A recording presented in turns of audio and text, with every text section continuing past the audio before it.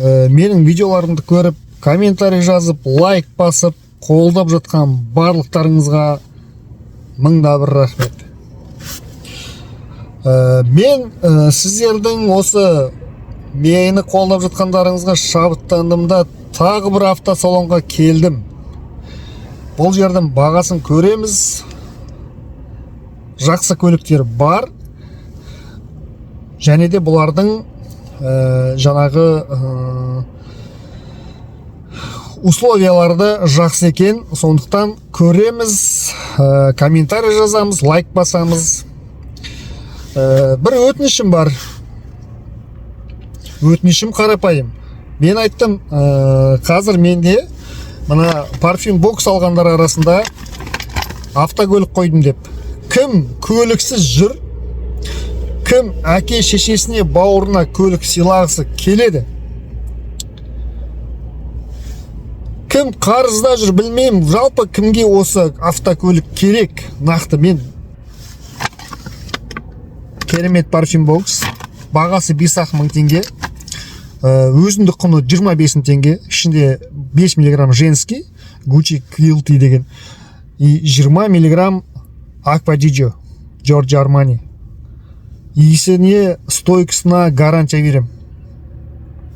Давайте осыны өзі 600 бар болғаны алып, жаңағы лукаға жаңағы нөміріңізді салып, бір адамға табыстап жүрейік. Сіз бәлкім сізді ұтып аласыз. Ие ме? Давайте. Тида, да, Nissan? Қай жылғы?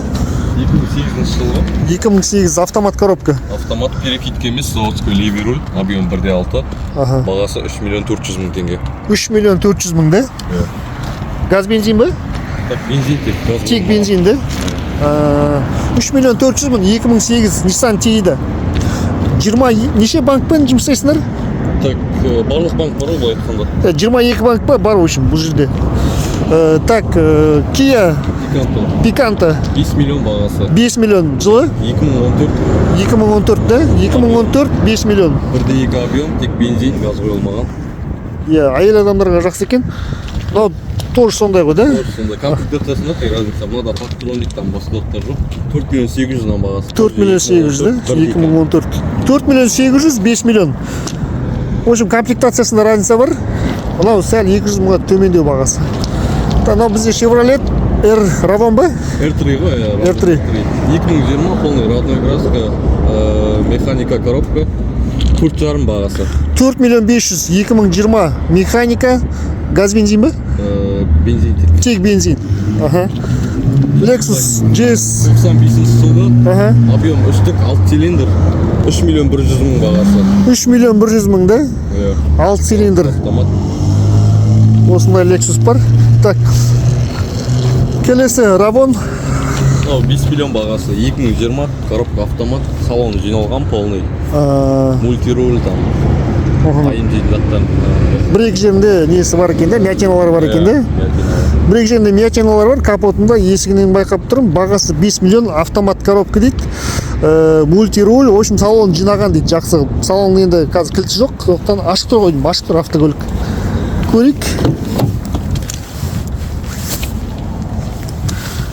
Так, осылай жасаған екен мінеки. Кімге қызық болатын болса, осындай автокөлік, чехол бәрін қаптаған екен. 5 миллион бағасы. Mercedes. Так, мынау Ешка, 2010 жылғы, объем 1.8 турбо, бағасы 5 миллион 800 мың теңге. Арзан болып тұр енді, бұл айтқанда рейнштің бағасы 7 миллион 7,5 сондай тұр, көресілі.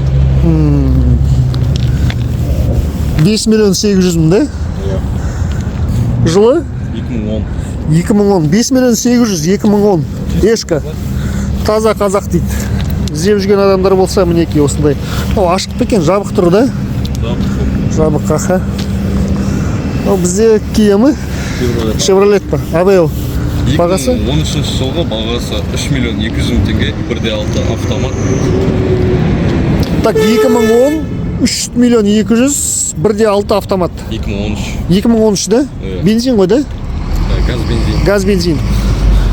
Chevrolet Aveo 2013, 3.2. Nexia бағасы? Nexia так 1.800.000 бағасы. 1.800.000. 2011 8 клапан 1.5 объем. Так пеш бар. Аха. Үлде гуру бар енді. Машина жүріп бар. 2011 1.800.000. Машинаның көлігі жақсы дейді жалпы. Газ бензинді. Мынау бізде Getz па? Hyundai Getz.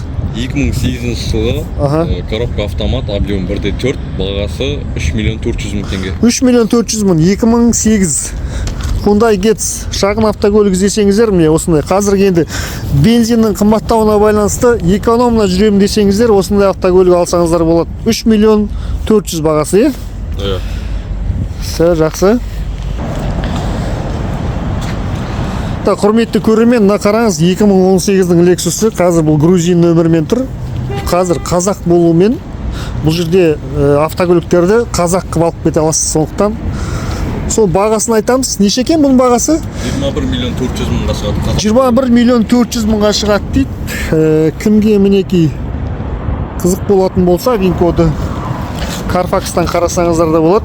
21.400.000 2018 Lexus S қалайды RX 350 Infiniti FX 35, объем 3.5, 2011 жылғы, бағасы 11.400.000 теңге. Так, 11.400.000 FX 35. Ешқандай шпаклевка жоқ дейді, таза дейді. Таза автокөлік. 11.400.000. Но бізде Kia ғой да? Қандай? Soul. 2021 жылғы, объем 2-лік, бағасы 9.700.000 теңге, чисті бензин. 9.700.000, 2018-да? 21 жылғы 9.800.000 да? Prado? Так, объемы? Қазір қарайын мен бұны. Жылы дейтін бұны 2016. Бұл көліктер, в общем, соғылмаған таза көліктер ғой да? Иә. Так, Prado, қазір мен данныйын қарап жіберейін. Жап-жаңа келді осы Prado'ға, сенің алдыңға келеді. Көрдім мен, кіріп жатырғанын көрдім. Так, жылы 2016, объем 4-тік, чистый япошка, полный родной краскамен тұр, бағасы 22.900.000 теңге. 2016 4-тік япошка 22.900.000 бағасы. Чистый япошка. Чистый япошка, ешқандай соғылған қағылған емес, таза автокөлік дейді. Осындай 4-тік Prado іздесеңіздер 22.900.000 2016. Sorento 2014 жылы, полный родной краска, полная комплектация, 2.4, полный привод, без вложения көлік. 4 аяқты салып жүру керек болды. Неше бағасы? Так, бағасы 9.200.000. 9.200.000 Sorento. Но бізде Шкода қайсысы? Так, Шкода Yeti 2014 жылғы 1.8, коробка механика, бағасы 6.400.000 теңге. 6.400.000 Шкода Yeti. RAV4. Toyota RAV4 2005 жылғы, объем 2.4, коробка автомат, бағасы 4.500.000 теңге. 4.500.000 RAV4 2005-тікі қыстық аяқтармен тұр екен.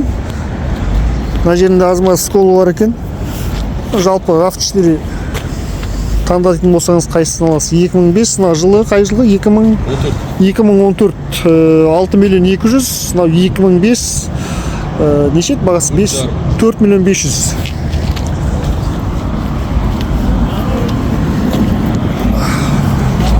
Камриларды екеуін түсіріп кетейік, тамам. Екі-үшеуін айтып бересің ба?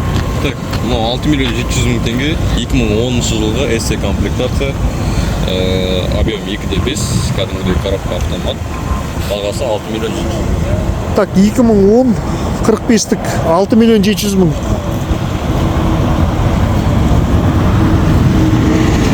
Еліліктің бағасы? Так, қазақ болуымен 9 миллионға барады. Дубайдан келген транзитпен тұр.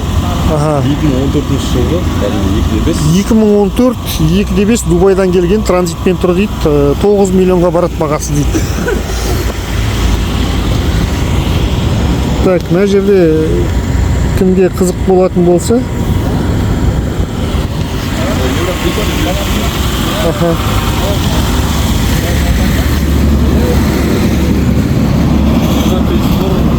2012 жылғы. 2012 Объем 2,5. 2,5. 8 миллион 200 мың теңге. 8 миллион 200 қазақ қой да? Қазақ. 8 миллион 200. Сәл мәтинасы бар екен, бір сәл. 8 миллион 200. Европейский да? Европейский. Это 2016 жылы комплектация R2. Бағасы 11 миллион 600 мың теңге. 11 миллион 600 мың. Осындай. 2016 да? 55-ті қой да? Арман осы жерде менеджер, осы жігітке келіп, автокөліктерді сұрасаңыздар, барлық жағдайын, қандай банкпен жұмыс жасайтынын айтып береді. Автокөліктерді первоначальныйсыз алуға болады, иә? Без первоначальный алуға болады. Кредитный история жақсы болу керек қой да? Кредитный историяңыз бірақ жақсы болу керек. Сол декретте отқан елдер болса, там ала алмай жүрген. Солар болады. Әртүрлі варианттары бар, келіп автокөліктерді қарасаңыздар болады. Жалпы автокөліктер жақсы екен. Жақсы, рахмет бауырым. Сау бол.